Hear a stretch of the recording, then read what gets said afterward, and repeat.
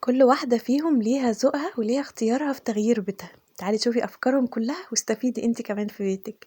السلام عليكم وهلو هلو، مساء الجمال يا أميرات، وحشتوني قوي، يا رب دايما دايما تكونوا بخير وفي أفضل حال. أهلا بيكم في فيديو جديد النهاردة، ميكس مختلف، هنروح للشرق للغرب وهنشوف أفكار كتيرة قوي. تعالوا نتابع مع بعض الفيديو النهاردة ونشوف جمال السيدات اللي فيه. متنسوش اللايك الحلو بتاعكم، تعليقكم الجميل واشتراككم، وخلونا نبدأ على طول التفاصيل النهاردة مع بعض. تعالوا نبدأ مع أول سيدة، وكان التغيير بتاعها لكل الأبواب اللي موجودة في البيت. أوقات الأبواب بيبقى فيها مكان فيه إزاز، ممكن تكون مزعجة مع الوقت، بعد كده ممكن تكون بتدخل إضاءة، أو ممكن تكون مثلا حصل كسر فيه، حابة إن أنا أغير من شكله. أيًا كان السبب، ممكن إن إحنا ما نعرفش إزاي نقدر نتخلّص من مشكلة زي دي، لكن سيدة النهارده عملت حيلة ذكية أوي. إنها أولًا طبعًا غيّرت لون الباب خالص، خلّته للون الأبيض، شالت الجزء الإزاز اللي موجود، وبدأت إنها تجيب زي ما شُفنا كده الوحدات اللي هي الجاهزة من الخشب أو من الرابر أو السيليكون. بدأت إنها تجيبها، تبدأ إنها تثبّتها على الجزء اللي كان مفتوح ده، وكمان ضافت لمسة كده زيادة من الشرايط الستانلس على الجنبين، طبعًا بتعمله من قدّام ومن ورا، يعني من جوّه ومن برّه، بحيث يبقى شكل الباب يكون مُعتم كده كلّه بالشكل ده. يعني لو أنتم حابين تداروا الجزء المفتوح فيه، تقدروا تعملوا فكرة زي دي من غير أي تكلفة إن أنا أشيل الباب خالص وأجيب حاجة جديدة. فكرة سهلة وبسيطة أوي، وسهلة كمان في تنفيذها، مش هتكون متعبة ولا مكلفة. السيدة التانية وتغييرها اللي قررت إنها تعمله، تغييرها لمكان الخزين بتاعها والمواد الغذائية بتاعتها. يعني أفكار بقى المنظمات المختلفة اللي إحنا نقدر نستخدمها. يعني نفسكم هتشوفوا في الآخر الشكل عامل إزاي، يعني قبل وبعد الفرق بصراحة يستاهل إن إحنا نعمل فيه خطوة زي دي. لمّا بدأت إنها تتخلّص من كل الpackets بقى المفتوحة والعبوات اللي هي بتستخدمها، لعبوات تكون مقفولة وتكون محكمة أكتر، وفي نفس الوقت تبقى منظمة المكان وشكلها حلو وسهل عليها. فبدأت إنها تشتري بعض العبوات وتكمّل المنظمات بتاعتها علشان توصل للشكل النهائي اللي أنتم هتشوفوه.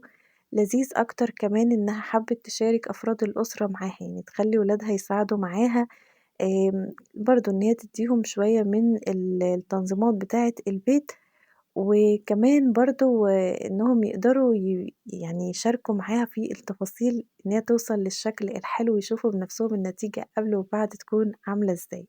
وأديكم طبعًا شايفين الفرق واضح جدًا، ويستاهل إن الواحد ممكن يتعب أو إن هو يشتري بعض المنظمات عشان يوصل للشكل ده.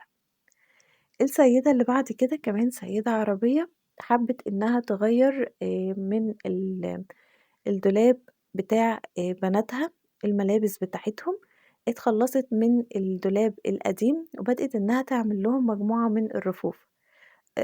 مش طول الوقت بتبقى الحاجات اللي فيها هوكات أو بتتعلق بتبقى عملية، ومش طول الوقت الحاجات اللي بتتطبق هي اللي بتبقى عملية، على حسب برضه استخدام كل حد. الفكرة إنها حبِّت توفّق ما بين الاتنين، ما بين الرفوف اللي يقدروا يطبّقوا عليها الهدوم بتاعتهم، وما بين الهوكات أو الشماعات. حلو إن هي في الرفوف حطِّت الفاصل اللي هو الإكليريك اللي تبدأ إنها تفصل كل نوع عن التاني، وحلو كمان إنها حطِّت إضاءات تسهِّل عليهم يطلّعوا حاجتهم بسهولة. السيدة اللي بعد كده اللي معانا كمان برضه ليها ذوق مختلف وفكر مختلف لتنظيم بيتها، وكان اختيارها لتنظيم الcoffee corner. برضه corner حاطة فيه كل الأدوات، المجات والمنتجات المختلفة اللي بتستخدمها في المشروبات والأجهزة، مع الديكورات والتفاصيل المختلفة. حبت إنها تشيل كل ده، تعيد ترتيب وتنظيف المكان، وبعدين تبدأ إنها ترص كل حاجة من أول وجديد. فهي طبعًا بتعمل ده كله محتاجة شوية تغييرات، شوية مشتريات جديدة من المنظمات، سواء الإستندات اللي تبدأ ترص عليها الأطباق والمجات والفناجين بتاعتها، بدل ما بيكونوا مفرودين كده الإستند بيلم كل القطع دي مع بعض، فطبعًا بيوفّر لكم مساحات أكتر، تبدأوا ترصوا حاجات أكتر وأكتر. منظمات كمان الأفقية اللي بتبدأوا تحطّوا فيها سواء أطباق أو صواني، برضه هتوفّر معاكم مساحات كتير. فطريقة تنظيم حلوة، وأحسن بصراحة من الرفوف اللي هي كانت عاملاها في الأول، لإنكم شايفين كانت ضعيفة شوية، يعني في نفس فكرتها بس الquality بتاعتها بتبقى متينة شوية فبتستحمل، لكن هي كانت بتستخدم حاجات ضعيفة فحبِّت إنها تغيّرها للفكرة دي. تاني حاجة معاها كان تنظيمها وترتيبها لمكان الأحذية أو الجزامة اللي في مدخل البيت عندها. بدأت ترتّب الحاجات اللي بتستخدمها، الحاجات اللي مش بتستخدمها في بوكسات أو شالتها بعيد عن إيديها، كمان القطعة بتاعة تنظيم الأحذية اللي أقدر أحُط كل shoes مع بعض وبطريقة حلوة أوي توفّر معايا مساحات. عاجبني بقى إنها بتستخدم مثلًا gloves في التنضيف، لإن طبعًا أحذية وبيبقى في تلوث من الطريق أو كده، فهي بتأمِّن نفسها أكتر بتستخدم gloves، بتنضف المكان أول بأول. الجزء التاني اللي فيه الجواكت أو فيه الأدوات اللي بيستخدموها والمطهّرات والمناديل والنضارات والمفاتيح والحاجات دي كلّها، استخدمت لهم بوكسات جديدة. فكرة برضه للتنظيم إن إحنا نقدر نستفيد بالأفكار بتاعة السيدات، وحسب إحنا استخدامنا كمان نقدر نوصل للمرحلة دي.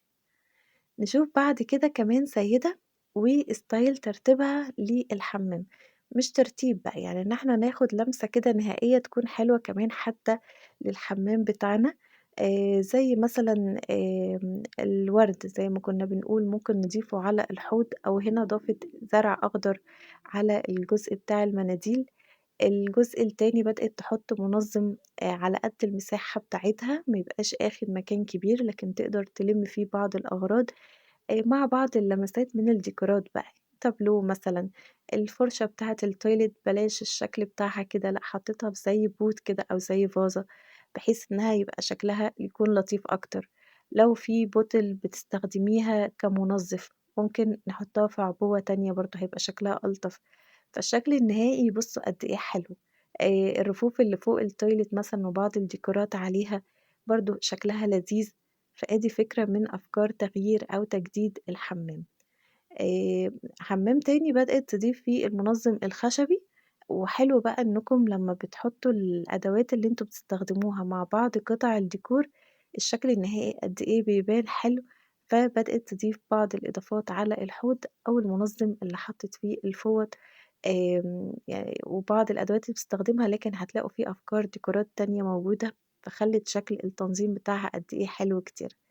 المكان التاني اللي موجود بتاع الغسالة عشان برضه تخلّيه يكون عملي وتكمّل بقية تنظيم المنظفات بتاعتها، جابت الدولاب اللي نفس الmaterial بتاعة الخشب، وبدأت إنها تضيفه في المكان الفاضي، يلِم معاها كمان حاجات أكتر وأكتر، فآدي فكرة برضه من أفكار تغييرات وتجديدات للحمام، كل شوية بتشوف في حاجة جديدة أو بتشوف في إضافة تقدر إنها تعملها عشان توصّله للشكل النهائي ده.